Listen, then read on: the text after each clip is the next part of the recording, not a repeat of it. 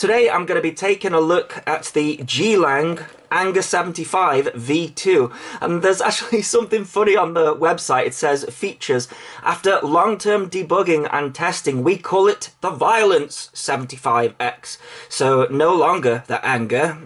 It says the structure is reliable, lightweight, and boldly matches the 4S 260 milliamp lithium battery. So yeah, the last review that I did was a 1S 75mm quadcopter from Ishin, and now we're going to the extreme here with 4S, but it says with satisfactory control and powerful output. Now, is that the best way to describe your perfect quadcopter? Satisfactory control and powerful output. But anyways, it came sealed, so I've taken the seal off, and then the packaging was on top of that. This is the XM Plus version for FrSky, and it's got an old sticker on the back, which I guess is from the V1. You can get it in FlySky, DSMX, FrSky, and then no RX, so you can add your own RX there. And it says the AC900 for FrSky/Futaba. Don't think that's an option anymore. The case is nice though. G-Lang, not really a popular brand in the hobby, not really seen anything amazing from them. They're trying to do something different here, so let's take a look. Alright, so this is a hard case, this thing, and it's quite heavy. Look at all of that stuff in there. So we've got a USB cable. Look how long that thing is. That's actually quite useful because a lot of these whoops, it's difficult to get to the flight controller in there. So yeah, that's useful if nothing else is. We've got a spare plastic canopy, and then this is the quadcopter itself. Got these two blue things, which I think they look like they connect in here. Oh yeah, there you go, look, they go in there. I'm not sure what that's for. Is that to stop these from getting smushed? I really cannot explain what these things are for, but anyways, let's get rid of those. So this is exactly how it comes out of the box. We've got one of the 4S batteries already on there, so let's see what the weight of this thing is. Is it gonna zero? There we go. Okay, so that is 80 grams. So that's quite heavy, isn't it? And it's hardly surprising with this battery, really. I'm not sure the figures add up here. So what they're trying to do, I think, a bit similar to why we go 6S on a 5-inch freestyle quad. The problem with these Cine whoops, or tiny whoops, whatever you want to call it, we saw it with this one. This is the Cine Fun from Ishin. It's a 1S, so like I say, at the other extreme, and I think this one with its battery was something like 60 grams or something like that. Yeah, close enough. And there wasn't enough current there to power everything up. This camera was browning out at the end of the throttle, which it wasn't too bad, but not ideal. So I think what they are doing with this one, even though, you know, it's heavier, what is that, like 20 grams heavier? Yeah.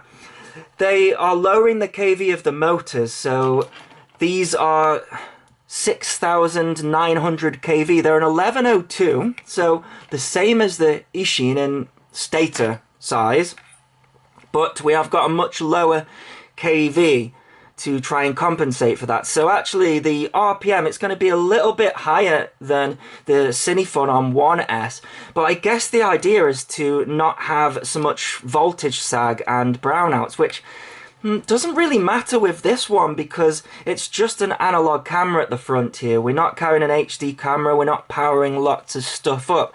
So it's a little bit confusing. I think the difference between the V1 and the V2 is the fact that it's got a different camera. This is the GL950 Pro camera. And look at that, it's very loose. So that's going to need tightening up. It looks like it is housed in some TPU as well.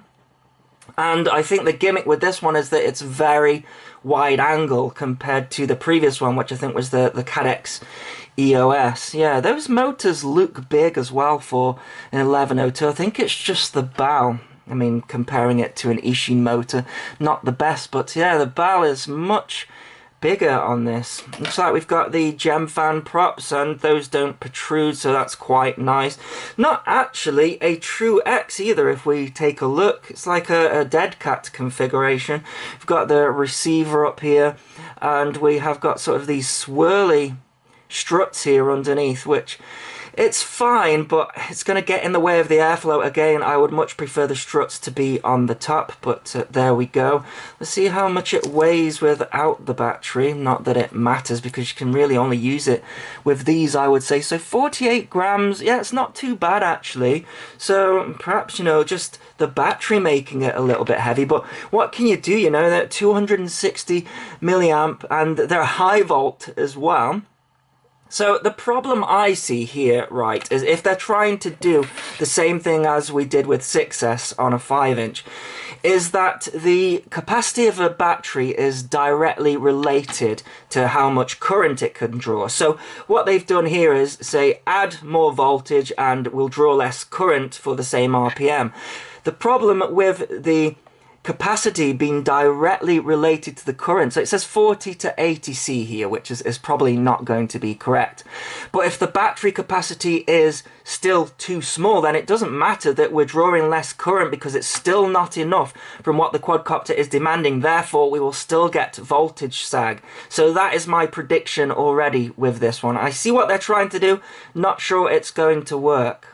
They do actually give you a spare frame in the package. It's separate to this box, comes in a different box, but yeah, the frame seems fairly sturdy. We've got these struts on here as well, and we have got a piece of foam there around the rubber bands. That looks like it's come off a little bit. XT30, of course, for the best current draw. Something I'm not liking is the fact that we don't have a screw on this front piece of the canopy, so that's going to allow it to rock forward. Might not be too much of an issue because we don't have an HD camera here, but that could cause some jello. I always like to see a screw through there, but that's where they've mounted the XM Plus. I do like that the two antennas come up the top here, but yeah, this is feeling, you know, fairly flimsy, I have to say. The flight controller and ESCs are actually a 16x16 stack. So it's an F4 flight controller, and we have got 12 amp BL Heli S 4-in-1 ESCs set up with D-Shot 600, it says. You can actually see that the USB connector is difficult to get to, so you would need that long connector. The VTX is separate as well, and it's switchable up to 200 milliwatts. We've got a linear antenna coming out the back there with a little graphic on it, and that is in place, but I can see that getting caught up in the props, but you'd have to be very unlucky for that to happen. We do get a lot of stuff in the package, so that's another battery and another one, so it's that 3 batteries. That's pretty decent. We've got a screwdriver poking out here, which I'll need for that camera. It's actually stuck, come on. There we go. So, looks like a spare set of the gem fan props and also a spare rubber band in there. We've got the manual for the XM Plus. We've got some foam to go on the outside around this frame here for bumpers, if you will, for flying indoors. What's this here? So, it looks like, oh, just general stickers, I guess, to put on. And a manual which, well, it might be good enough to get you going if you already know about Betaflight, but it's best to know about Betaflight if you want to get something like this in the air. The USB port isn't actually lined up with the canopy, so I'm a little bit worried about this, especially with it being a 16x16 flight controller, because basically the majority of the flight controller is this USB port, and they tend to break off really easily, so need to be careful with that. Alrighty, let's see what's occurring in Betaflight. Oh, we have got an onboard beeper, so that's always a good thing for a small model, and quite rare. Of course, that does take up extra weight, but it's something I always like to see, actually. Okay, let's connect to Betaflight. We are on version 4.2.0, so fairly recent version. Let's check out the ports tab. We have got the FrSky XM Plus receiver on the UART2, and we have got the Tramp audio or Tramp protocol for changing the VTX power and channels on the UART1. So no spare UARTs for this one, but I guess you could say there is one spare one. If you get the no RX version there, you've got this pad to solder to. So if we go into the configuration, we've got props going the normal way around, D-Shot 600 motor stop. Why? It might be that they've put air mode on a switch, perhaps. Does look like we have got RPM filtering, so JESC, that would be on BLHES. So we've got all of that in there, a bit of board alignment correction. We've got the arming set to 180, which is fine. And we've got 8K, 4K. That's interesting, isn't it? D-Shot 600 and not 300 for RPM filtering. What's the CPU load? Not too bad, actually. Yeah, not too bad. One thing you have to be careful with these 16x16 flight controllers is that they get really warm. So sometimes it's good to have the temperature on there so that it's not overheating. So what we've got down here, we've got personalization for the quadcopter name. We have got S-Bus for the receiver. Soft serial, don't think that needs to be on there. It's not showing up anyways. Telemetry, yeah, so no air mode. So we've got the dynamic filter and the on-screen display, but no air mode. So is there anything I've actually changed in there? I would turn, let's do it, I'd turn motor stop off.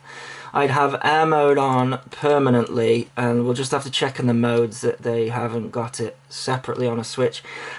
Personally, I don't see the point of having motor stop turned on. It's good for some beginners because the motor stop when you go to the bottom of the throttle, but if you want to do acro, it's not good having the motor stop in the air. So that's interesting. They've got a couple of these turned off here. I suppose that's for the beeper. So RX lost and RX set for D-Shot commands. That does need to be off if we're using a beeper. So let's save and reboot that. There's the onboard beeper. I do like those, you know.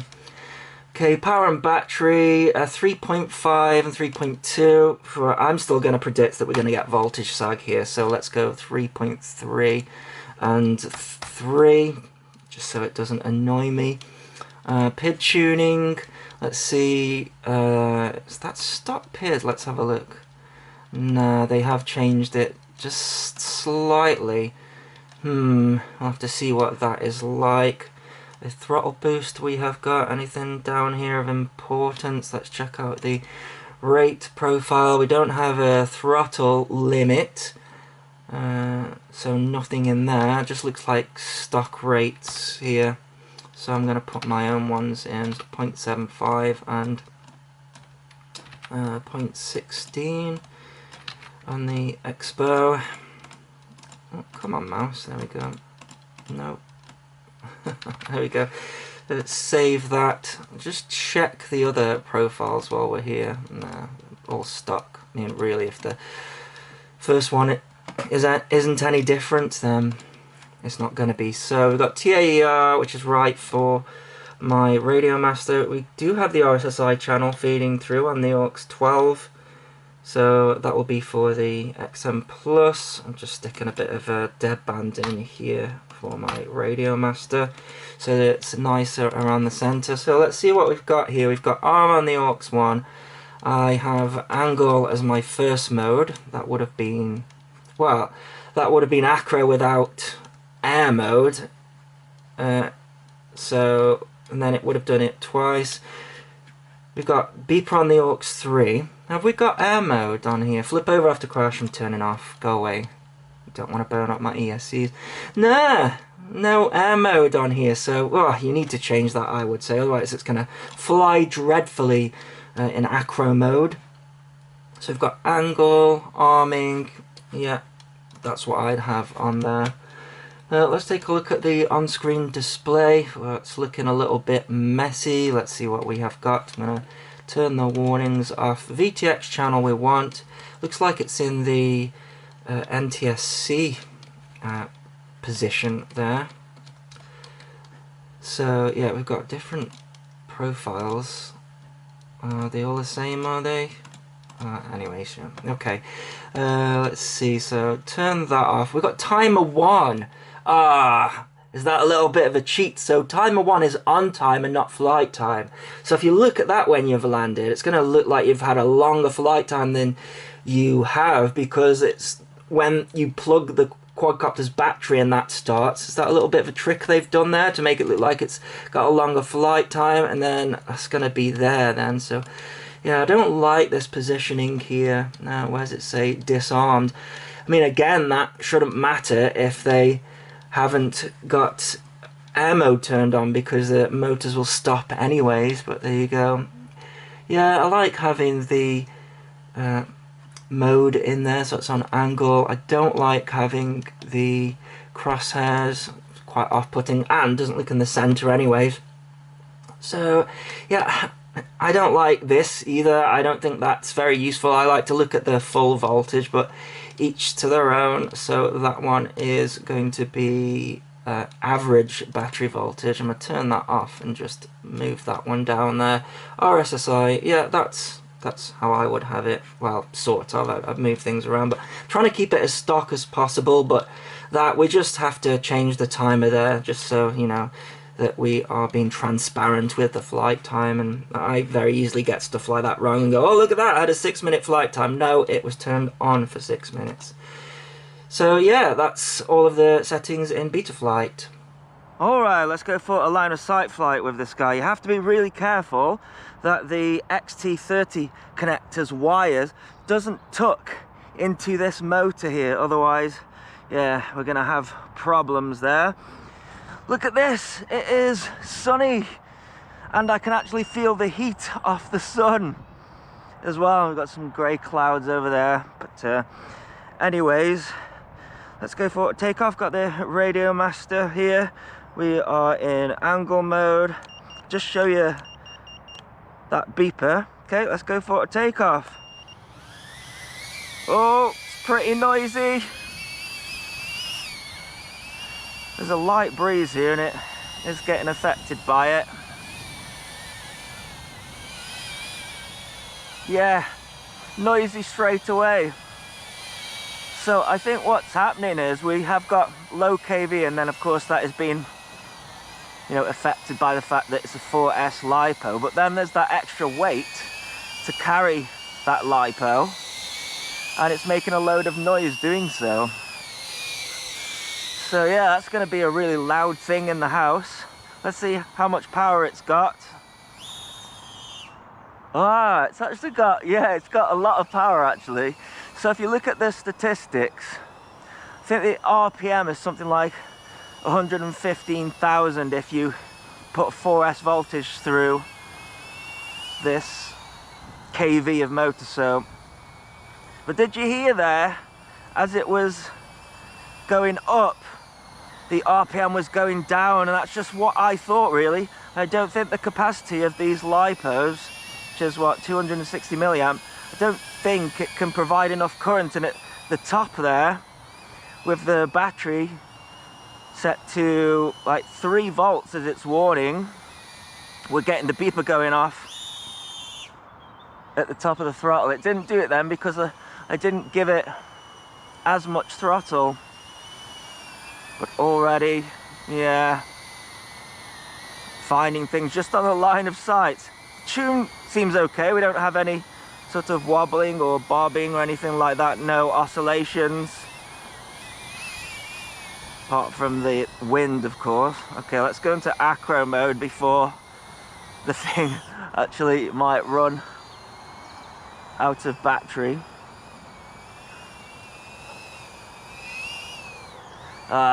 Again, I can feel like a pocket of air underneath the thing. I mean, it's not even windy, and the thing is sort of floating.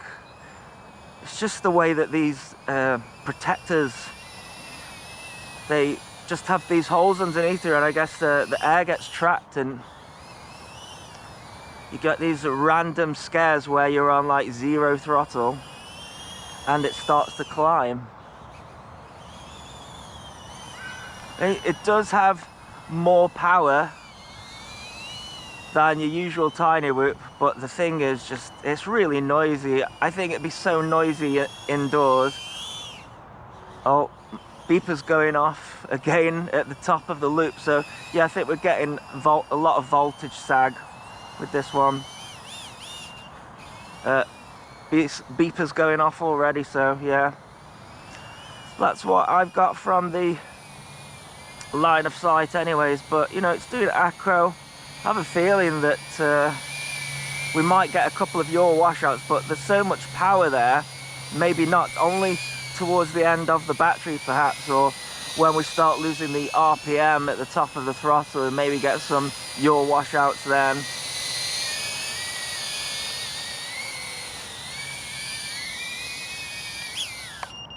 Alright, FPV. As easy as 1, 2, 3. Oh, we got quite a lot of flicker. I'll tell you what, actually, that camera, that's an interesting camera when it comes to dynamic range. Now, it's a very sunny day here today. And yeah, the extreme wide angle, which is it's interesting as well, flying outside with that extreme wide angle. The tune isn't that great, I have to say. It's wobbling around quite a lot, and I don't think that's the camera either. So I screwed the camera in because it was all wobbly, but it's like screwed into TPU and it doesn't screw in properly. So I bet that some of that is jello, and the rest of it, the flickering, I think that's noise off the electrical system. Can you see where it's set to 600 milliwatts as well? Something I didn't go through in the Betaflight setup is that it's not set to have 200 milliwatts, it's just set to have the full amount. Let's see what the range is like here. See the RSSI down there. Yeah, a lot of flickering, but not bad. Not bad at all. Yeah, I'm unsure about this camera. I like the wide angle, but there's so much glare coming off it, isn't there? It actually making it difficult to see those trees there behind the shadow. Let's see what the voltage does. Yeah, I mean, you can see it straight away. I mean, we're at 14 volts already, and look, only 2 minutes in. There's, oh, your washout. But yeah, I'm gonna have to come in for a landing there. Okay, let's do a second flight with this.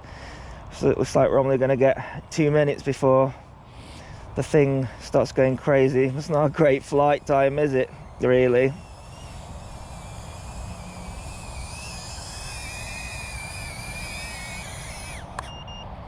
Okay, so a new battery. Can you see actually it says 25 milliwatts there, and then when I arm it goes up to 600, so that's good. It's not going to be there cooking itself.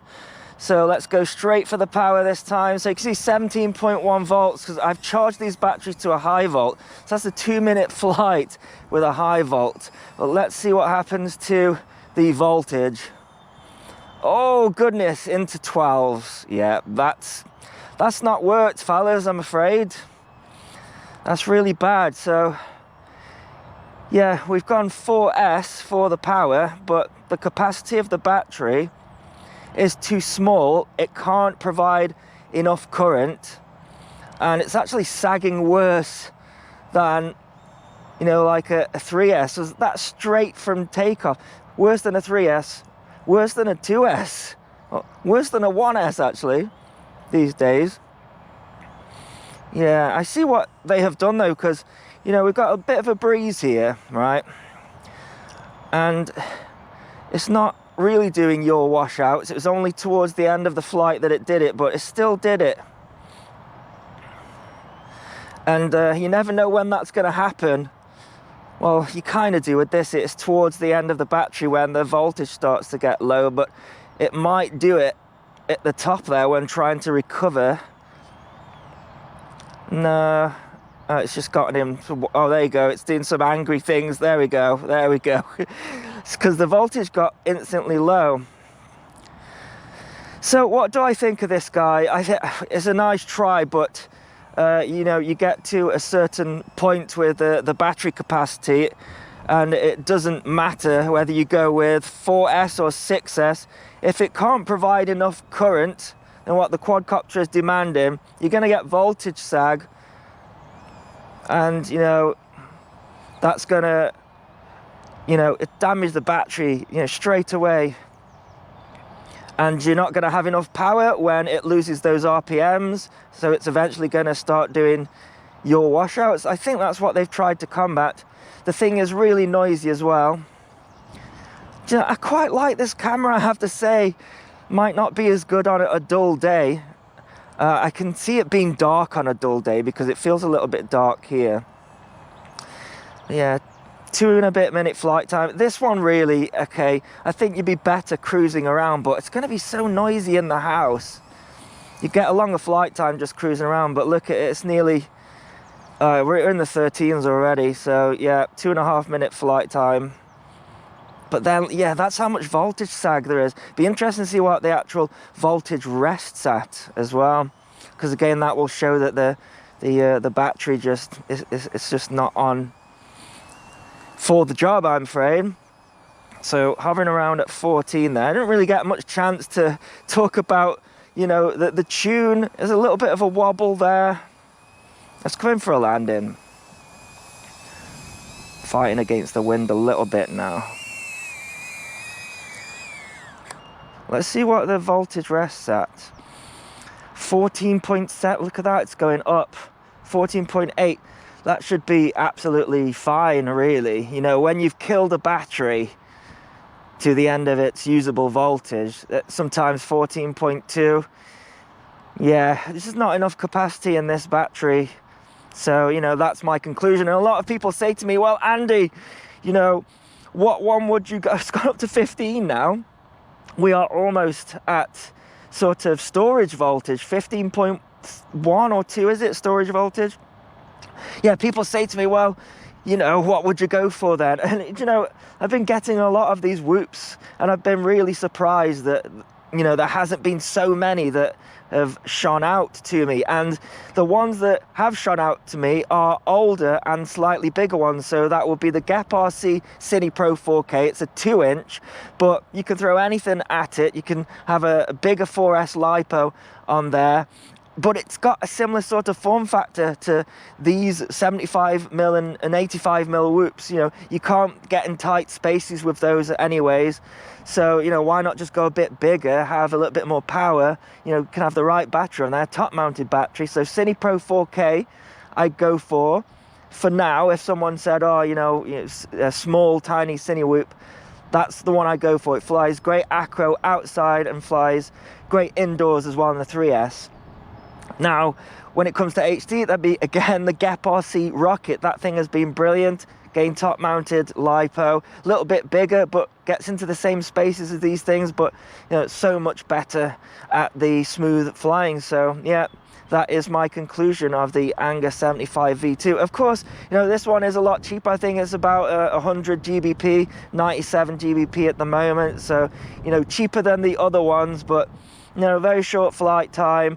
You know, don't know whether it's going to, you know, have a yaw washout or something like that. And these batteries are going to be spent if you're going up on the throttle like that. You know, they're going to puff out very quickly. Well, that's one thing I should say as well.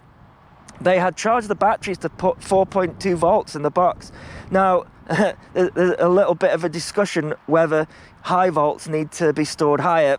In my experience, the answer is no. In fact, if you leave them stored at 4.2 volts, which is a fully charged normal LiPo, then it's just going to puff in the box eventually. So I do, what is it? It's 3.8 volts, even for a high volt. I do. Oh, the wind's getting up anyways.